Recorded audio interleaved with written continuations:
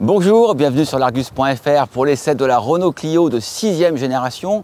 Un modèle stratégique pour le constructeur français car il s'agit de son modèle le plus vendu en France et en Europe.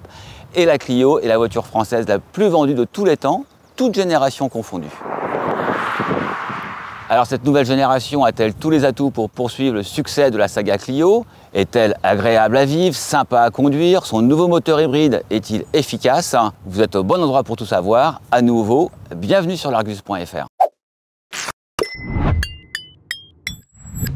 Alors on ne va pas détailler tout le style de la Clio 6 car elle a été révélée il y a plusieurs semaines déjà. On va vous mettre en description la vidéo. Mais je voudrais vous signaler 3 points qui forgent le physique de cette génération.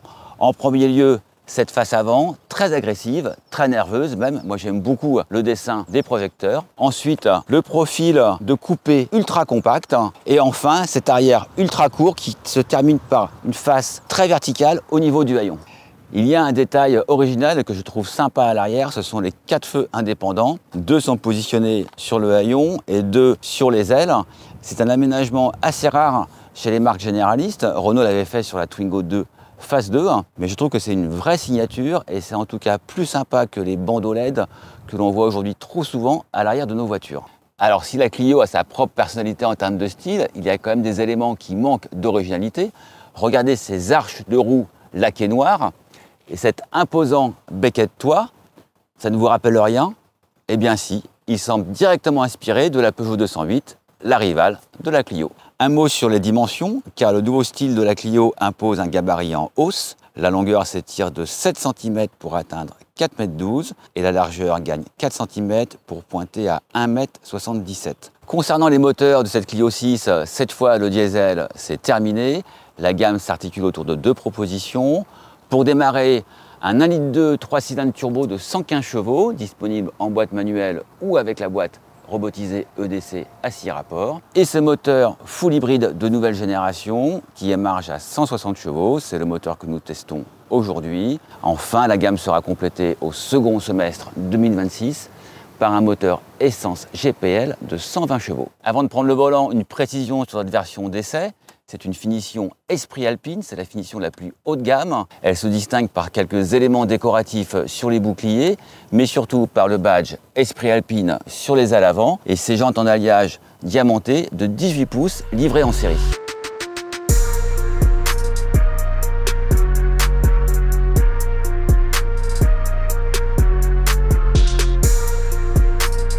Alors si la Clio 6 change tout à l'extérieur comme on l'a vu et également dans l'habitacle, par contre elle repose sur la plateforme CMF-B de la Clio 5. C'est plutôt une bonne chose parce que la Clio 5 a toujours été une bonne voiture avec un bon rapport confort et comportement.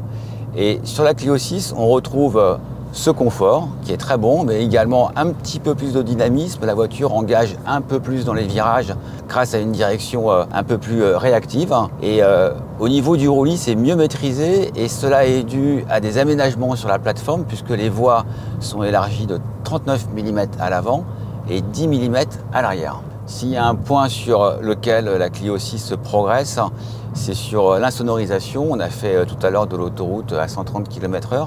La voiture était assez silencieuse pour un modèle du segment B.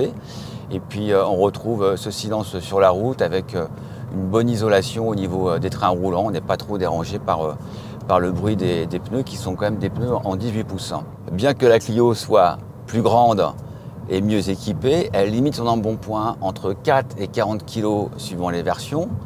Et à propos de poids, il y a une différence de 160 kg entre le modèle de base en TCE 115 et cet hybride bien équipé. Et cette différence de poids, elle a conduit les metteurs au point de Renault à faire 2 calibrages pour le châssis en jouant sur les amortisseurs et sur la barre anti-roulis, de sorte que si on conduit une TCE 115 ou une hybride, on a exactement le même feeling.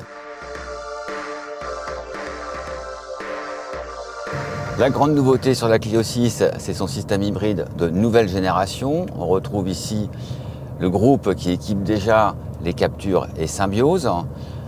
Dans les faits, on retrouve toujours le même mode de fonctionnement, c'est-à-dire que l'ensemble repose sur la boîte à crabot sans embrayage multimodal, mais l'évolution porte surtout sur le moteur thermique Fini le moteur 1,6 litre, on passe sur un moteur 1,8 litre plus moderne avec l'injection directe et le fonctionnement sur le cycle Atkinson. Cela permet notamment d'abaisser le CO2 puisque cette Clio annonce une valeur parmi les plus basses de la catégorie des modèles hybrides, à savoir 89 grammes de CO2 par kilomètre et une consommation en mixte WLTP de seulement 3,9 litres au 100 km. Alors, on ne peut pas vérifier cette consommation sur cette journée d'essai bien trop courte, on le fera dans un second temps, mais les consommations affichées au tableau de bord depuis ce matin montrent que la Clio se contente de moins de 5 litres sur tous les parcours mixtes qu'on a pu faire depuis sa prise en main. Le système hybride profite aussi d'une nouvelle batterie, elle passe de 1,2 à 1,4 kWh. Cette capacité en hausse favorise le roulage électrique avec par exemple en ville 80% du temps où la Clio fonctionne uniquement sur son moteur électrique. Alors dans les faits, ce nouveau moteur hybride, c'est comment? Eh bien on peut dire que la Clio 6 corrige les défauts de la Clio 5 hybride 145. C'est notamment le cas pour le passage des vitesses, c'est beaucoup plus réactif qu'auparavant, c'est plus rapide. Donc sur des routes sinueuses comme ça, on a moins ces temps de latence entre deux rapports. Et puis avec, on le rappelle, 160 chevaux, on a quand même un véhicule qui est performant, qui est réactif, parce que la Clio annonce un 0 à 100 en 8 secondes 3. Il faut quand même rappeler que c'est des valeurs qu'on avait auparavant sur des petites GTI. Tout n'est pas encore parfait quand même avec ce système hybride, parce que parfois le moteur thermique ronronne à un régime assez élevé. On a envie qu'il passe la vitesse supérieure, mais il ne le fait pas et nous on ne peut pas le faire puisqu'on n'a aucune palette au volant et aucun moyen de le commander. Donc c'est encore un petit point sur lequel il faudra être tolérant avec cette Clio. Concernant la régénération, on dispose d'un seul niveau qui est un mode break. On l'active depuis le Komodo ici, c'est très pratique.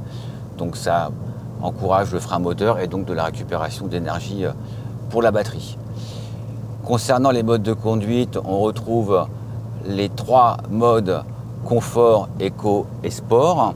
Et la Clio 6 en ajoute un quatrième qui se nomme Smart, qui est en fait un mode automatique, c'est-à-dire que suivant le rythme auquel on conduit, la Clio va choisir soit le mode éco, si par exemple on roule de manière tranquille comme ici, ou alors elle va passer en mode sport quand on est un petit peu plus dynamique dans la conduite. En tout cas, voilà, elle adapte le mode de conduite aux allures du conducteur.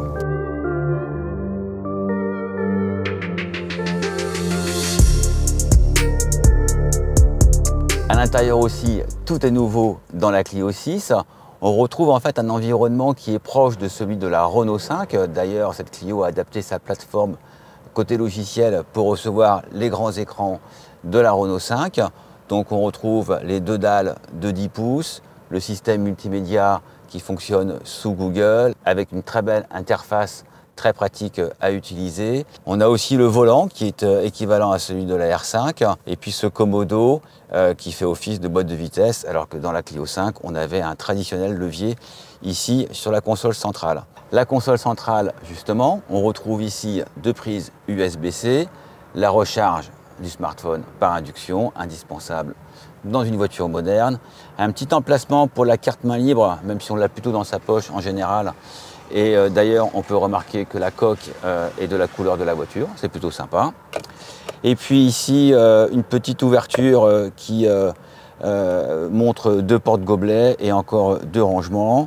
Enfin, un traditionnel rangement sous la coudoir qui, lui, est assez souple pour le coude, mais qui n'est pas coulissant. Alors toujours à propos de l'aménagement intérieur, Renault a la bonne idée de garder ce bloc de climatisation séparé, c'est toujours pratique pour accéder directement aux commandes. On a le petit satellite pour le volume sonore et le système audio, ça aussi ça tombe bien sous les doigts. Vous allez voir une nouveauté dans la Clio, c'est cette petite caméra dans le montant de pare-brise. Alors c'est pas Renault qui a choisi de la mettre, c'est pour répondre à la norme GSR2 et cette petite caméra surveille si le conducteur est distrait et si c'est le cas, ça émet un bip sonore. À propos de bip sonore, sachez que la Clio a désormais 19 ADAS, ce sont les fameuses aides à la conduite qui émettent ces bips parfois agaçants.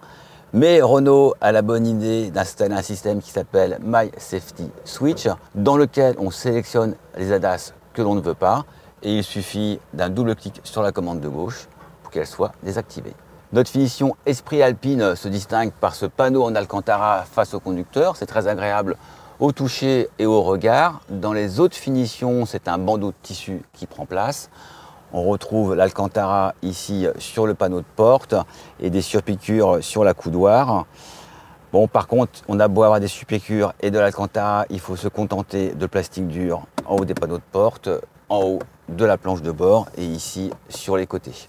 Autre élément distinctif de l'Esprit Alpine, eh bien, le liseré bleu sur les ceintures de sécurité, mais également ces beaux sièges baquets, très confortables, même si j'ai un petit reproche à leur faire. Si on est très bien installé au niveau de la position de conduite avec des réglages amples, je trouve que l'assise est un peu plate, un peu trop vers l'avant et qu'elle ne soutient pas assez les cuisses.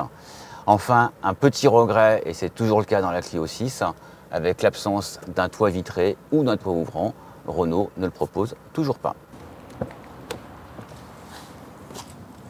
Alors concernant les places arrière, vous avez vu, il faut un petit peu courber les chines au moment de s'installer. Sinon, on se cogne dans le pavillon. Par contre, pas de problème au niveau de la garde au toit. Moi, je fais 1,78 m, j'ai de la place à la tête. Le siège est réglé pour ma position de conduite. Je touche légèrement les genoux sur le dossier, mais voilà, c'est pas dramatique. Heureusement, je peux glisser les pieds en dessous, donc la position finalement est assez confortable pour une citadine. Côté équipement, eh ben, c'est un petit peu la misère. Il n'y a pas de grille de ventilation, il n'y a pas de prise USB et il n'y a pas d'accoudoir. Là, c'est un peu le strict minimum de ce côté-là. Avant d'ouvrir le coffre, je voulais signaler un aménagement que Renault a corrigé, et plutôt en bien, puisque auparavant sur la Clio 5, il fallait passer sous le bouclier pour ouvrir, et c'est toujours salissant, comme c'est le cas ici quand on a roulé sous la pluie. Maintenant, l'ouverture, elle est là, c'est plus propre. Et donc, le haillon s'ouvre sur un coffre de 391 litres pour les versions à essence. C'est le même volume que Clio 5, il n'y a pas de gain de ce côté-là. Par contre, cette version hybride est à 309 litres et là, il y a un gain marginal, mais un gain quand même de 8 litres. En termes d'aménagement, on trouve 4 crochets sur les flancs du coffre. C'est toujours pratique pour accrocher des sacs. La modularité, elle est basique avec un rabattement des dossiers en 40-60. Petit regret, il n'y a pas de plancher à double fond et donc pas de plancher plat quand la voiture est en break. Il est temps de parler des tarifs. Alors notre version d'essai est la plus haut de gamme, comme on l'a dit. Esprit Alpine hybride 160 chevaux, donc là on est à 29 300 €, quasi 30 000 €, c'est cher pour une citadine aussi polyvalente soit-elle, mais la Clio est accessible à partir de 19 990 € en finition évolution avec le moteur TCE 115 chevaux qui s'annonce intéressant sur le papier, on est pressé de l'essayer. Et pour un cœur de gamme bien équipé en finition intermédiaire techno, il faudra compter à peu près 25 000 €. C'est ici très compétitif sur le segment. On arrive à la fin de cet essai et qu'est-ce qu'on peut dire sur la Clio 6 ? Eh bien, on peut regarder le verre à moitié vide et se dire que finalement la voiture elle grandit à l'extérieur mais pas vraiment à l'intérieur, que son nouveau moteur hybride consomme un peu moins mais c'est pas significatif et que son intérieur est plus moderne, plus technologique mais que la Clio 5 était très bien placée en ergonomie du poste de conduite. On peut aussi voir le verre à moitié plein et là la Clio 6 a des arguments, à commencer par son style transfiguré. Incontestablement, elle est plus dynamique, plus désirable.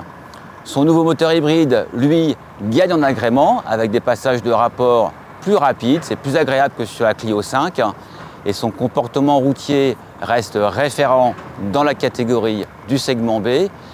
Enfin, les tarifs sont à la hauteur de ce qu'on attend d'une Clio, c'est-à-dire très bien placée par rapport aux concurrents.